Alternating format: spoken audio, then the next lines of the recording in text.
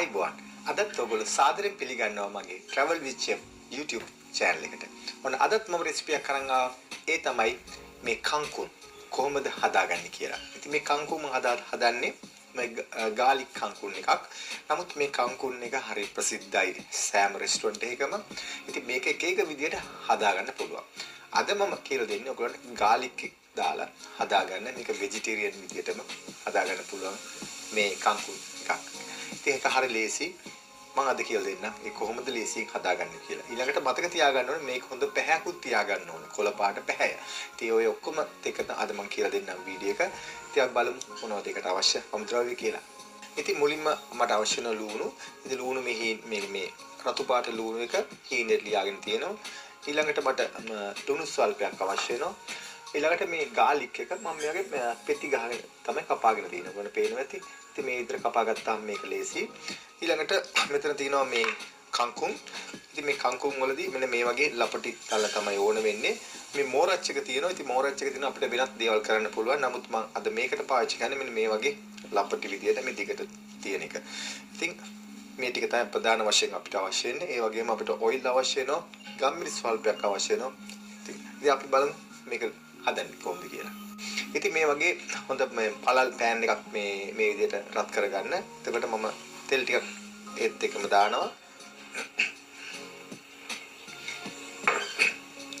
ඊළඟට මුලින්ම පිලුණු ටික දානවා. මට තියාගෙන මේ කර ගන්න එපා. ඊළඟට සුදුලුණු ටික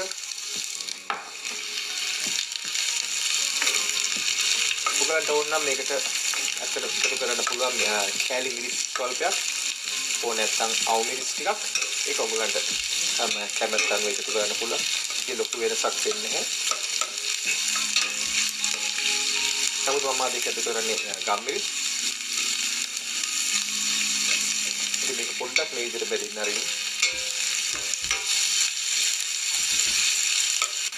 ඉතින් මේ විදිහට ගාලික් කුලි සුදු මේ ලුණේ හොඳට බැදෙනකොට හරිය සුවඳයි. ඊළඟට මම මෙතෙන්ට මේකතු කරනවා පොඩි මේ ලුණු ස්වල්පයක්. එතකොට දැන් මේ ගන්න තියෙද්දි ගින්දර පොඩ්ඩක් අඩු කරගන්න ගින්දර වෙන්න. ඒ අඩු කරලා පොඩ්ඩක් වෙන්න. නමුත් මේක දාපු ගමන් අපි ගින්දර වැඩි වෙන්න ඕන. මොකද ඉක්මනට කුක් වෙන්න ඕන නිසා. ඊළඟට මේ විතර ගාලි මේ අපේ කංකුන් ටික මේ විතර එකතු කරගන්න. වර පේනති මේ විදිහට ඔක්කොම එකතු කරාට පොඩ්ඩක් බොහොම පොඩ්ඩ වෙනවා අන්තිමේදී.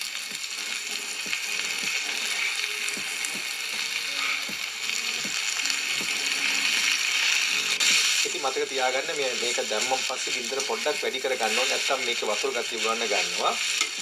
මේ ඊළඟ මේකෙදි ගාමත්වත් වෙනවා මේ නගේ පං එකක් පාවිච්චි කරන්න කියනවනම් මොකද නැත්නම් කොහොම හරි මම මේක ඇතුළට දාගත්තා.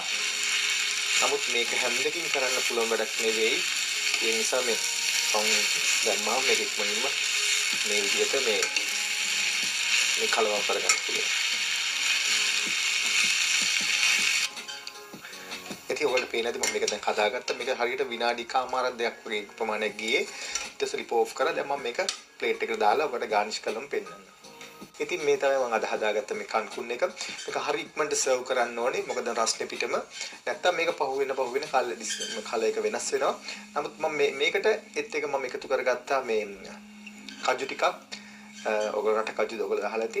ඉතින් ඒවා ටිකක්ම ඒකින් තමයි මම අද ගානිෂ් කරගත්තේ. ඉතින් හරිම සුවඳයි. මොකද මම කිසිම දෙයක් දැම්මේ නැහැ. සෝයා සෝස් ඒ වගේ දේවල් කිසි දෙයක් දාන්න නැතුව මේක නිකන් අපේටම ආවේනික වුණ විදිහට තමයි මේක මම හදාගෙන තියෙන්නේ. ඉතින් අද ඔයගොල්ලෝ බලාගත්තා කොහොමද මේ ලේසියෙන්ම මේ කංකුන් එක හදාගන්නේ කියලා ගාලික් කංකුන් එක. ඉතින් මේක තවත් විවිධ විදිහට හදන්න පුළුවන්. නමුත් මම ඉදිරි වැඩසටහන් එකේ එක විදිහට කියලා දෙන්නම්. ඊළඟට මම මොන හරි දෙයක් මේකේ ගැටලුවක් තියෙනවා නම් ඔයගොල්ලෝ සුපුරුදු පරිදි travel with chef Facebook page එකට අපිට කමෙන්ට් කරන්න. ඉතින් අද දවසේ යමක් ඔයගොල්ලෝ ඉගෙන ගන්න ඇති කියලා මම විශ්වාස කරනවා. නැවතත් මෙවැනිම වීඩියෝ එකකින් හම්බ වෙනතුරු අපි ගිහින් එන්න සුබ දවසක්. ආයිබෝවන්.